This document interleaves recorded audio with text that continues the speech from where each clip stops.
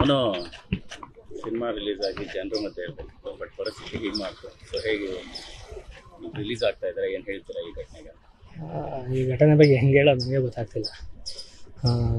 ಬಳಿಕೆ ಒಂದು 4 ದಿವಸ ಚೆನ್ನಾಗಿದೆ ಅಷ್ಟೇ. ಫುಡ್ ಪಾಯ್ಸನ್ ಆಗಿ ಸುಮಾರು ಪ್ರಾಬ್ಲಮ್ ಆಯಿತು. ನಿನ್ನೆಯಿಂದ ಸ್ವಲ್ಪ ಹುಷಾರಾಗಿದೆ. ಸಿನಿಮಾ ಕಟೌಟು ನೋಡಿಲ್ಲ, ಯಾವುದೂ ನೋಡಿಲ್ಲ.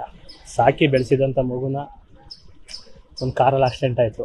ಹಿಂಗೆ ಎದ್ದೇಳೋಣ ಅನ್ಕೋತೀವಿ, ಅಷ್ಟೊಂದು ಲಾರಿ ತಂದು ಹರಿದು ಸಮಾಧಾನ ಮೇಲೆ ಫಿನಿಶ್ ಮಾಡೋಕ್ಕವ್ರೆ. ಈಗ ನಾವೇನು ಹೇಳೋಕ್ಕಾಗಲ್ಲ, ಗೊತ್ತಿಲ್ಲ. ಈಗ ದೊಡ್ಡವ್ರು ಮೀಟ್ ಮಾಡಿ ಅವ್ರು ಆಶೀರ್ವಾದ ತಗೋಬೇಕು. ಏನಾಗಿದೆ ಏನು ಕಥೆ ಅದನ್ನು ನನಗೂ ಗೊತ್ತಿಲ್ಲ, ಹೊರಗಡೆ ಏನಾಗಿದೆ ಅಂತ. ಫಸ್ಟಿಗೆ ಹೋಗ್ಬೇಕು ಸರ್. ಈಗ ಸಿನಿಮಾ ರಿಲೀಸ್ ಹಿಂದಿನ ದಿನನೇ ನಿಮಗೆ ಈ ರೀತಿ ಒಂದು ಘಟನೆ ಎದುರಾಯಿತು, ರೇಪ್, ಅತ್ಯಾಚಾರ ಅನ್ನೋದು ನಿಮ್ಮ ಆಪ್ತರೆ ನಿಮ್ಮ ಜೊತೆಗಿದ್ದಂಥವ್ರೆ ಮಾಡಿದಾಗ ಏನು ಅದನ್ನು ಫೇಸ್ ಮಾಡಿದ್ದು ಸನ್ನಿವೇಶ ಆಗಿದೆ? ಸ್ಪೇಸ್ ಏನಿಲ್ಲ ಸರ್. ಈಗ ಅವರು ಏನು ಕಂಪ್ಲೇಂಟ್ ಕೊಟ್ಟಿದ್ದಾರೆ, ನಾವು ಏನೇನು ಮಾತಾಡಿದ್ದೀವಿ, ಅದು ಕಾನೂನು ಏನಿದೆ ಅದು ನಡೀತಾ ಇದೆ. ಅದಕ್ಕೆ ಏನಿದೆ ಕಾನೂನು ಅದು ತಲೆ ಬಾಗ್ತೀವಿ. ದೇವರು ನಾನು ಒಪ್ಪಿದ್ದಾನೆ. ಕರೆ ಬಂದಿದ್ದಕ್ಕೆ ನನಗೆ ಇನ್ನೂ ಅದು ತಡ್ಕೊಳಕ್ಕಾಗ್ತಿಲ್ಲ. ಭಾವಪೂರ್ವ ಶ್ರದ್ಧಾಂಜಲಿ ರೆಡಿ ಮಾಡ್ಕೋ ಫೋಟೋ ಇಡೀ ಕರ್ನಾಟಕ ನೀನು ನೋಡಿಯೋಕೆ ರೆಡಿ ಆಗವ್ರೆ ಅಂತ ಅಂದ್ರು. ಯಾಕೆ ಏನಾಯಿತು ಅಂತ ನಮಗೇನು ಬೇಕು ಅದೆಲ್ಲ ರೆಡಿ ಮಾಡ್ಕೊಂಡಿದ್ದೀವಿ, ಅದು ಹೆಂಗೆ ಬದುಕ್ತೀವಿ ಬದುಕು ಅಂದರು. ನಾನು ಅವ್ರ ಹೆಸ್ರೂ ಹೇಳಲ್ಲ, ಯಾರು ಸವಾಸನೂ ಬೇಡ. ನಮಗೆ ಹೆಣ್ರು ಮಕ್ಳವ್ರೆ, ಹಳ್ಳಿಲಿರ್ತಾರೆ, ಒಬ್ಬೊಬ್ಬರೇ ಮನೇಲಿರ್ತಾರೆ. ನಾವು ಯಾರು ಸವಾಸನೂ ಬೇಡ ಸರ್. ಮನು ಚೇತರಿಸ್ಕೊಳ್ಳೋಕೆ ಸ್ವಲ್ಪ ಟೈಮ್ ಬೇಕು, ಆದರೆ ಕಲೆ ಕುಗ್ಗಿಲ್ಲ ಸರ್. ಕಲೆ ಅದೇ ಕಲಾವಿದನಾಗಿ ಶಾರದೆ ಯಾವತ್ತೂ ಸಾಯಲ್ಲ, ಸಾವೇ ಇಲ್ಲ ಅದಕ್ಕೆ.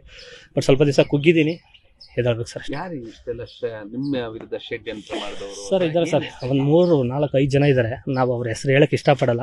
ನಾವು ಒಂದು ಸತಿ ತುಣಿದ ಮೇಲೆ ಮತ್ತೆ ಅದನ್ನು ಕ್ಲೀನ್ ಮಾಡ್ಕೊಳಕ್ಕೆ ಹೋಗ್ಬೇಕು ಹೊರತು ಮತ್ತು ನಾವು ಅವ್ರ ಹೆಸರು ಹೇಳೋದು, ಮತ್ತು ಅವ್ರು ರಿಯಾಕ್ಟ್ ಮಾಡೋದು, ಮತ್ತಿನ್ನೇನೋ ಒಂದು ಬೇರೆ ಆಡಿಯೋ ಬಿಡೋದು, ನಾವೇನೋ ಒಂದು ಮಾಡೋದು, ಅದು ಮಾಡಬಾರ್ದು. ಮತ್ತು ನಾನು ಇನ್ನು ಮುಂದಕ್ಕೆ ನನಗೆ ಒಂದು ಅನಿಸಿದ್ದು, ಇಷ್ಟು ದಿವಸ ಏನೋ ಸ್ವಲ್ಪ ಹುಡುಗಾಟದಲ್ಲಿ ಚೈಲ್ಡ್ ಥರ ಏನೋ ಆಡ್ಕೊಂಡಿದ್ದೆ ಅಂತ ನನಗೆ ಅನಿಸ್ತು. ಈಗ ಒಂದು ಒಳ್ಳೆ ಬುದ್ಧಿ ಕಲಿಸಿದ್ದಾರೆ, ಜೈಲು ಒಂದು ಒಳ್ಳೆ ಪಾಠ ಕಲಿಸಿದೆ.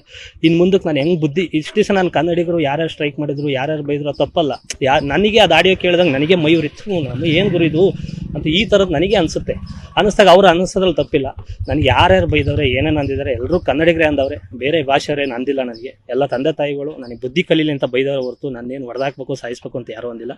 ಅವ್ರ ಮಾರ್ಗದರ್ಶನದಲ್ಲಿ ಒಂದು ಮುಂದಕ್ಕೆ ಇನ್ಮೇಲೆ ಇದೇನು 2025 ಐತಲ್ವಾ, ಇನ್ಮೇಲೆ ಒಂದು ಒಳ್ಳೆ ಬುದ್ಧಿ ಕಲಿತು ಇನ್ನು ಮುಂದಕ್ಕೆ ಯಾರ ಜೊತೆ ಇರಬೇಕು, ಯಾರು ಸವಾಸ ಮಾಡಬೇಕು, ಯಾರ ಜೊತೆ ಹೆಂಗೆ ಮಾತಾಡಬೇಕು ಅನ್ನೋದನ್ನ ಒಂದು ತಿಳಿಸ್ಕೊಟ್ಟಿದ್ದು ಏನೋ ಗೊತ್ತಿಲ್ಲ. ಮುಂದಕ್ಕೆ ದೊಡ್ಡದಾಗೋದನ್ನ ಇಲ್ಲಿಗೆ ಇದು ದೊಡ್ಡದೇ, ಏನು ಚಿಕ್ಕದಲ್ಲ. ನಿಮ್ಮ ಮಾತುಗಳು ನಿಮಗೆ ದುಬಾರಿ